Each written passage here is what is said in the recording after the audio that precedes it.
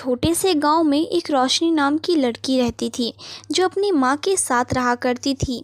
उसकी माँ की आंखों की रोशनी कम थी, जिस वजह से उन्हें कुछ दिखाई नहीं देता था, जिस कारण रोशनी को अपनी माँ और खुद का पेट भरने के लिए लोगों के घर जाकर काम करना पड़ता था। रोशनी कैसे भी करके अपनी माँ की आंखों की रोशनी वापस लाना चाहती थी। एक दिन की बात है, रोशनी अपनी माँ को लेकर आंखों के डॉक्टर के पास जाती है, जहाँ वे डॉक्टर से कहती है, डॉक्टर साहब, क्या मेरी माँ की आंखों की रोशनी वापस आ जाएगी? जिस पर डॉक्टर कहते हैं, हाँ, तुम्हारे माँ की आंखों की रोशनी वापस आ सकती है, लेकिन इनका ऑपरेशन करना होगा और ऑपरेशन में 1 लाख रुपए लगेंगे। जिस पर रोशनी कहती है, ठीक है डॉक्टर साहब।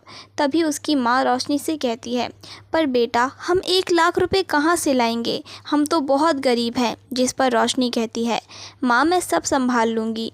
फिर रोशनी अपनी माँ को अपने घर ले आती है। तभी वह अपनी माँ से कहती है, माँ, मैं अभी आती हूँ। फिर उसकी माँ कहती है, अब तू कहाँ जा रही है बेटा? जिस पर रोशनी कहती है, माँ, कुछ काम से जा रही हूँ। फिर वह काम की तलाश में यहाँ वहाँ जाने लगती है। तभी वह एक घर के पास आती है, जहाँ एक महिला से वह कहती है, मालकिन जी, क्या आपके पास मेरे लिए कोई काम है? मैं घर का सारा काम कर दूँगी, बस मुझे कुछ काम दे दीजिए। फिर वह महिला रोशनी को घूरने लगती है और फिर वह कहती है, नहीं, मेरे पास तुम्हारे लिए कोई काम नहीं है। पता नहीं कैसे माँ बाप होते हैं जो अपनी जवान बेटी को घर घर काम करने भेज देते हैं। फिर काम करते करते अमीर लड़के को फंसा लेती है और उनसे ज़बरदस्ती शादी करने को कहती है।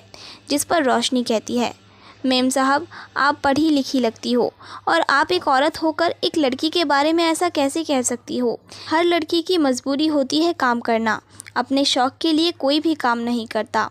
फिर वह महिला कहती है, तुम निकल जाओ यहाँ से। फिर रोशनी उदास मन से अपने घर आ जाती है। रोशनी बेटा, तुम क्यों परेशान हो रही हो? हम गरीब लोग हैं और यहाँ गरीबों को समझने वाला कोई नहीं है।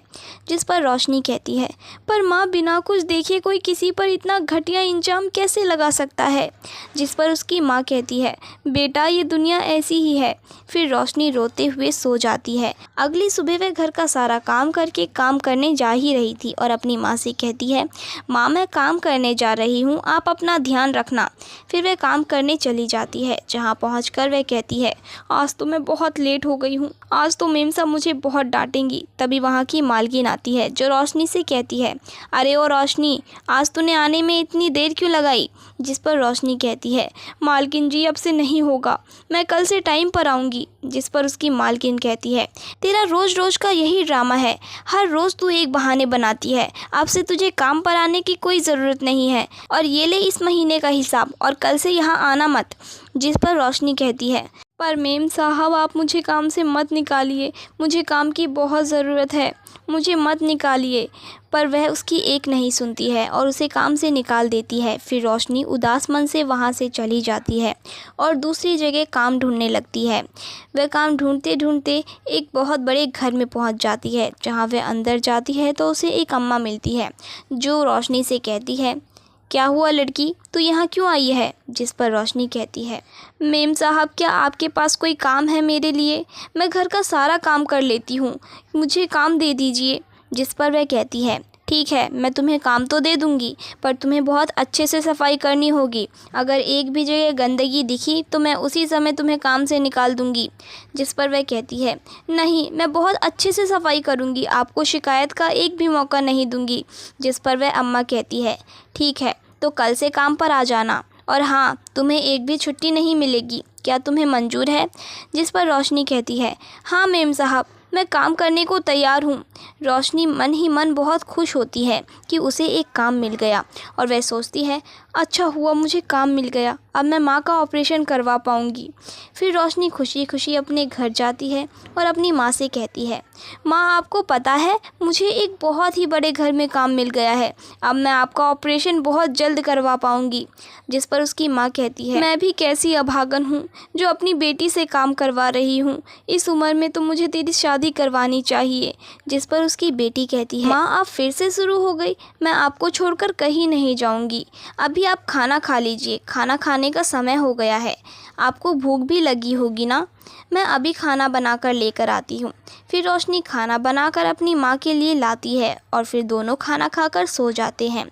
फिर अगले दिन से रोशनी काम करने के लिए जाती है। रोशनी को उस घर में काम करते करते काफ़ी समय हो गया था। जिस घर में रोशनी काम करती थी उसी घर में उस मेम साहब का एक बेटा रहता था जिसका नाम रमेश था, जो रोशनी को मन ही मन पसंद करता था। रोशनी भी रमेश को पसंद करने लगी थी और दोनों को एक दूसरे से प्यार हो जाता है। फिर एक दिन रमेश रोशनी से कहता है, रोशनी तुम मुझे साहब मत बोला करो, तुम मुझे मेरा नाम लेकर बुला सकती हो। जिस पर रोशनी कहती है, नहीं साहब, अगर मैं आपका नाम लूँगी तो मेम साहब बहुत गुस्सा करेंगी। जिस पर रमेश कहता है, रोशनी मैं तुमसे बहुत प्यार करता हूँ और मैं तुमसे शादी करना चाहता हूँ। फिर ऐसे ही एक दिन रमेश और रोशनी एक कमरे में बैठकर प्यार की बातें कर रहे थे। तभी उसकी सारी बातें वह मेम साहब भी सुन लेती है। तभी वह रोशनी से कहती है, यह रोशनी एक काम वाली होकर मेरे बेटे से शादी करने के सपने देख रही है, मैं ऐसा हरगिज़ नहीं होने दूंगी। तभी वह अपने भाई को अपने घर बुला लेती है और उनसे कहती है, भैया ये रोशनी मेरे बेटे से शादी करने के सपने देख रही है, इसने रमेश को अपने प्यार के जाल में फंसा लिया है। जिस पर उसका भाई कहता है, तू चिंता मत कर बहना, हम कल ही इसका काम तमाम कर देंगे। फिर अगले दिन वह मेम साहब रमेश को किसी काम के बहाने से बाहर भेज देती है और रोशनी हमेशा की तरह काम पर आती है। वहीं दूसरी तरफ वह मेम साहब और उसका भाई किचन में जाकर गैस सिलेंडर ऑन कर देते हैं और जब रोशनी खाना बनाने के लिए गैस ऑन करती है तभी सिलेंडर ब्लास्ट हो जाता है और वह जलने लगती है और चिल्लाती है, अरे कोई बचाओ बचाओ मुझे, मैं जल रही हूँ। दूर खड़े वह मेम साहब और उनका भाई भी देख रहे होते हैं। तभी रोशनी कहती है, मेम साहब मुझे बचाओ, मैं बहुत जल रही हूँ। तभी वह मेम साहब कहती है, तू जलती रह, यही तेरी सज़ा है। जिस पर रोशनी कहती है, पर मेम साहब मेरी क्या गलती है। जिस पर वह कहती है, तेरी गलती ये है कि तू एक काम वाली होकर मेरे बेटे से शादी करने के सपने देख रही है, पर मैं ऐसा कभी नहीं होने दूंगी। जिस पर रोशनी कहती है, मैं आप लोगों को छोड़ूंगी नहीं, मैं तुम्हें मार दूंगी। फिर वह चीखते हुए मर जाती है। मरने के साथ ही वह एक भयानक चुड़ैल बन जाती है और वह चुड़ैल कहती है, तुम लोगों ने मुझे जलाकर मार डाला, अब देखना मैं क्या करती हूँ। मेरी बेचारी माँ, मैं ही उनका एक सहारा थी, तुमने वह भी छीन लिया। अब वे कैसे रहेंगी, वे अपनी ज़िंदगी कैसे काटेंगी। मैं इन लोगों को नहीं छोड़ूंगी। दूसरी तरफ रोशनी की माँ रोशनी का इंतज़ार कर रही थी और कहती है, इतनी ज़्यादा रात हो गई है, रोशनी ने कभी भी इतनी देर नहीं लगाई आने में, पर आज बहुत ज़्यादा टाइम हो गया है, मुझे तो उसकी बहुत चिंता हो रही है। तभी रोशनी की आत्मा माँ के सामने आ जाती है। तभी उसकी माँ कहती है, रोशनी बेटा आ गई तू, आने में बड़ी देर कर दी। अपनी माँ की ऐसी बातें सुनकर रोशनी रोने लगती है और कहती है, हाँ माँ मैं आ गई, वो क्या है ना, वहाँ काम बहुत ज़्यादा था इसीलिए आने में थोड़ी देर हो गई। रोशनी की माँ को यह पता नहीं था कि रोशनी अब एक चुड़ैल बन गई है। फिर चुड़ैल अपनी माँ को खाना देती है, वापस उनके घर चली जाती है और कहती है, कैसे चैन की नींद सो रहे हैं ये लोग, इन्हें तो मैं सबक सिखाऊंगी। फिर चुड़ैल उनके पलंग के नीचे आग लगा देती है और देखते ही देखते वह आग बड़ी हो जाती है। तभी नींद में उसकी माँ कहती है, अरे यह इतनी गर्मी कैसे हो गई। तभी उसका भाई कहता है, अरे बहन देखते ही देखते इतनी गर्मी कैसे हो रही है, ऐसा लगता है कि हम किसी कोयले के ऊपर सो रहे हैं। तभी दोनों की आँख खुल जाती है और वह मेम साहब उस आग को देखकर कहती है, अरे आग बचाओ, हमें कोई तो बचाओ। तभी उसका भाई कहता है, अरे बहन मुझे बचा ले वरना मैं तंदूर बन जाऊंगा। तभी चुड़ैल उन दोनों के सामने आ जाती है और उनसे कहती है, अब जलते हुए कैसा लग रहा है। तभी वह मालकिन कहती है, मुझे मत जलाओ। तभी उसका भाई कहता है, मुझे छोड़ दो, मुझे मत जलाओ। तभी वह चुड़ैल कहती है, छोड़ दूँ, मैं तुम्हें कैसे छोड़ सकती हूँ। क्या तुमने मुझे छोड़ा था, तुमने मुझे कितना तड़पाया था, तुम्हें मुझ पर दया आई थी, तो मैं तुम्हें कैसे छोड़ दूँ। मैं भी कितना चिल्ला रही थी, मैंने भी कितनी मदद मांगी, पर तुमने मेरी एक नहीं सुनी और मुझे तड़पा तड़पा कर मार दिया। मैं तुम्हें नहीं छोड़ूंगी, मेरा कसूर ही क्या था, मैंने बस तुम्हारे बेटे से प्यार ही तो किया था।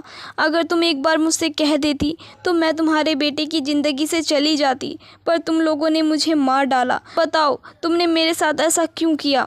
तभी वे मालकिन कहती है, तुम मेरे बेटे से शादी करने वाली थी और यह बात मुझे बर्दाश्त नहीं थी। मैं नहीं चाहती थी कि कोई काम वाली मेरे घर की बहू बने।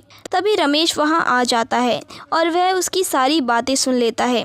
तभी उसकी माँ रमेश से कहती है, रमेश बेटा बचाओ हमें इस चुड़ैल से, ये हमें मार डालेगी। तभी रमेश उस चुड़ैल से कहता है, रोशनी इन्हें छोड़ दो, इन्हें सज़ा कानून देगा। जिस पर उसकी माँ कहती है, रमेश बेटा बचाओ हमें, ये चुड़ैल हमें मार देगी। तभी चुड़ैल कहती है, नहीं, मैं इन्हें नहीं छोड़ूंगी, मैं इन्हें मार दूंगी। जिस तरह इन्होंने मुझे जलाकर मार डाला, मैं भी इन्हें जलाकर मार दूंगी।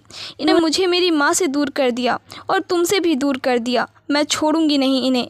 तभी रमेश कहता है, रोशनी इन्हें छोड़ दो, अगर तुम मुझसे प्यार करती हो तो इन्हें जाने दो। तभी उसके इतना बोलते ही चुड़ैल उसके कमरे की आग बुझा देती है और रोने लगती है और कहती है, मैं अपनी माँ का सहारा थी, मैं उनका ऑपरेशन करवाना चाहती थी, लेकिन अब वह कभी नहीं देख पाएगी।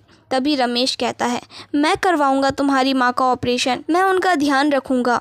ये सुनते ही चुड़ैल को तसल्ली हो जाती है और वह कहती है, अब मेरी सारी चिंता खत्म हो गई है रमेश, अब मुझे जाना होगा। इतना कहते ही वह वहाँ से चली जाती है।